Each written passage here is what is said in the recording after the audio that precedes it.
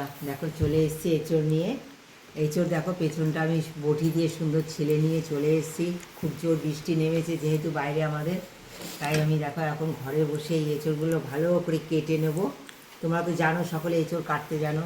আমি এই বাদিটা সুন্দর মোটা করে কেটে নিয়েছি। কেটে নিয়ে এবার দেখো সুন্দর এই দানা সমস্ত কিছু ছাড়িয়ে নেব, ভালো করে পিস করে নেব। হ্যাঁ, আর কি দেব সঙ্গে, তোমরা আমার সঙ্গে থেকে পুরো ভিডিওটা দেখো। আশা করি আজকের রেসিপিটা একদম অন্যরকম স্বাদে অন্যরকমভাবে হবে। গরমে দারুণ একটা রেসিপি, দারুণ। এই গরমের জন্য একদম উপযোগী একটা এঁচোড় খেতে ইচ্ছা করছে না এত তেল মশলায়। দারুণ একটা রেসিপি। চিকেন অনেক খেয়েছো এইভাবে, কিন্তু আজকে এঁচোড়টা কীভাবে করি সঙ্গে থেকে পুরো ভিডিওটা দেখো। প্রেশার কুকারে দিয়ে দেবো একটু পরিমাণ মতো লবণ, দিয়ে দেবো একটু হলুদ। জাস্ট এটা একটু ফুটবে। হ্যাঁ, আমি জাস্ট একটু খালি ফুটিয়ে নেবো। এর খালি কষটা একটু জাস্ট ছাড়িয়ে নেওয়ার মতো একটু সিসি করে, কোনো একটা সিটিও দেবো না, সিসি করে আওয়াজ হবে, আমি এটা অফ করে দেবো। মানে খালি জাস্ট একটু হালকা করে। দেখো আলুও নিয়ে নিয়েছি একসঙ্গে, আলুটাও একটু এরকম ভাপিয়ে নেব। সুগারের জন্য খুব ভালো হবে তাহলে। দেখো আলুটাও এরকম ভাপিয়ে নেবো একটু। দেখো এঁচোড়টা দিয়ে দেবো, জাস্ট একটু ভাপিয়ে নেবো। আমি কিন্তু সিদ্ধ করব না এঁচোড়, একদম না। আলুটা সুন্দর লাল লাল করে ভেজে নিয়েছি। হ্যাঁ, আর অল্প সামান্য গলেছে। এরপরে কীভাবে এটা রান্না করি এঁচোড়টার সঙ্গে থেকে দেখো। দেখো দিয়ে দিচ্ছি, তেল দিয়েছি কড়াইতে। তেল দিয়ে দেবো দুটো শুকনো লঙ্কা আর সর্ষে দিয়ে দিলাম বন্ধুরা। যে রেসিপি হবে তাতে আমার সর্ষেটাই লাগবে। একটা তেজপাতা দিয়ে দিলাম।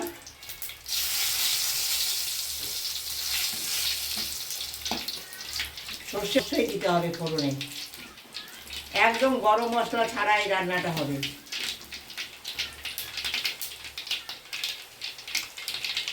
ওটা বেরিয়ে যাবে, সি মাঝে দেখতে হবে, তখনই দিয়ে দিতে হবে পেঁয়াজ কুচি।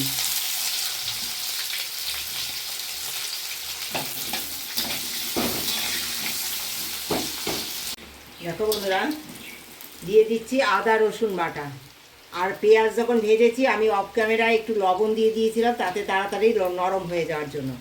দেখো দিয়ে দেবো রসুন বাটা আর আদা বাটাটা। দেখো বন্ধুরা, দিয়ে দেবো জিরে বাটা, ধনিয়া গুঁড়ো, আর দিয়ে দেবো কাশ্মীরি লঙ্কার গুঁড়ো। একটু জল দিয়ে নিয়েছি, তাতে মশলাটা কখনো পুড়ে যাবে না, স্বাদ একদম নষ্ট হবে না। এইভাবে রান্না করে খেয়ে দেখো। পেঁয়াজ আদা রসুনের কাঁচা গন্ধ যাওয়ার পরে আমি গুঁড়ো মশলাটা দিয়ে দিলাম, দিয়ে একটু জল দেবো। জল আর হলুদটা এখন আমি কম দেবো, যেহেতু হলুদ দিয়ে এঁচোড়টা সিদ্ধ করেছি, তাই হলুদের পরিমাণটা আমি কম দিলাম এখন। আমটা এমনভাবে পোড়াবে যেন ভিতরে যে আমের যে পুরটা, আমের যে মাংসটা যে যেন এটা ভালো মতো এটা পোড়াটা লাগে। দেখো এই যে আমটা পুড়িয়েছি, দেখো ছিলকা তুলেছি, তোমরা দেখতে পাচ্ছ। আমের যে ভিতরের অংশটাও যেন পোড়ে। হ্যাঁ, আস্তে আস্তে করে পোড়াতে হবে আমটা। ওই ঝটপট করে পোড়ালে কিন্তু আমের পোড়ানোর স্বাদটা তোমরা একদম পাবে না। এইভাবে কিন্তু পোড়াতে হবে। দেখো এই যে আম পোড়ানো হয়েছে, দেখো বুঝেছো, ভিতরের অংশটা এরকম একটু পোড়া থাকবে, তবে গিয়ে খেতে ভালো লাগবে। দেখো এবার এটাকে আমি ভালো করে ছাড়িয়ে নেব। এর পালটা আমি সুন্দর করে বের করে নেবো বন্ধুরা। আর এদিকে দেখো মশলা প্রায় 50% কষেছে। এই অবস্থায় আমি এঁচোড়টা ভাপিয়ে নিয়েছি। দেখো কোনো রকম গলায়নি, জাস্ট এটা আঠা কাটিয়ে জাস্ট আমি এটা একটুখানি ভাপিয়ে নিয়েছি। এই ভাপানো এঁচোড় এর মধ্যে দিয়ে দেবো, দিয়ে সুন্দর করে কষাবো। কখন কিভাবে এই আমের পালটা ব্যবহার করি সঙ্গে থেকে পুরো ভিডিওটা দেখতে হবে। এটা অনেক রকম তোমরা চিকেনের রেসিপি খেয়েছো, কিন্তু আজকে এঁচোড়ের রেসিপি কিভাবে করব সেটা সঙ্গে থেকে পুরো ভিডিওটা দেখতে হবে। কষাতে কষাতে দেখো আমার এঁচোড় গলেও গেছে। দেখো কত সুন্দর, তোমাদের দেখাই। এই দেখো কত সুন্দর গলে গেছে। একটু ভেজে রাখা আলুটা দিয়ে দেবো। আর এই যে আমের পাল রেডি করে রেখেছি, কত সুন্দর দেখো পুড়েছে আমার পালটা। হ্যাঁ, এই আমের পাল রেডি করে রেখেছি, তোমরা দেখেছো পুড়িয়েছি। এই আমের পাল এবার দিয়ে দেবো। তোমাদের যে যতটা যেরকম টক খেতে পছন্দ করো সেই পরিমাণ আমটা দেবে। এই সময় দিয়ে দেবো আমি চিনির গুঁড়ো একটু।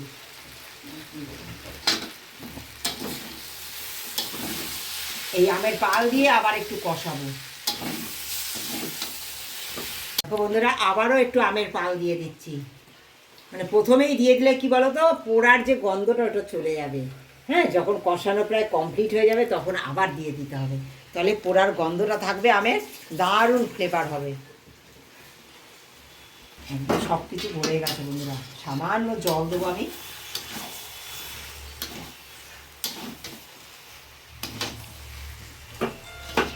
দেখো বন্ধুরা, সুন্দর কষানো হয়ে গেছে। এবার দিয়ে দেবো গরম জল সামান্য, খুব বেশি না বন্ধুরা। গরম জল দেবে, রান্নার স্বাদটা একেবারে চেঞ্জ হয়ে যাবে। গরম জল দেওয়ার চেষ্টা করো, যেহেতু আমার সমস্ত কিছু গলে গেছে, আলু গলে গেছে, এঁচড় গলে গেছে, সব কিছু দেখো, দানাটা পর্যন্ত দেখো গলে গেছে। দেখবে তোমরা, দেখো সব, দেখো আলুও গলে গেছে, কষাতে কষাতে সব কিছু দেখো গলে গেছে। দেখো সব কিছু গলে গেছে। তাই একদম জল কম দিবে, 1 মিনিটের মধ্যে, তাহলে রান্নাটা হয়ে যাবে। এবার একটু দিয়ে দেবো আমি মিষ্টির গুঁড়ো। দেখো আমি গুঁড়ো করে রেখে দিই, আমি চিনিটা অ্যাভয়েড করি বন্ধুরা, তোমরা চিনি দিতে চাইলে চিনি দিতে পারো। যেহেতু আম দিয়েছি তাই আমি এই মিষ্টি একটু দিচ্ছি। হ্যাঁ, তোমাদের ইচ্ছে হলে দেবে, যদি কারো খেতে ইচ্ছা না করে তাহলে দিও না। যদি সুগারের সমস্যা থাকে না দিলেই ভালো।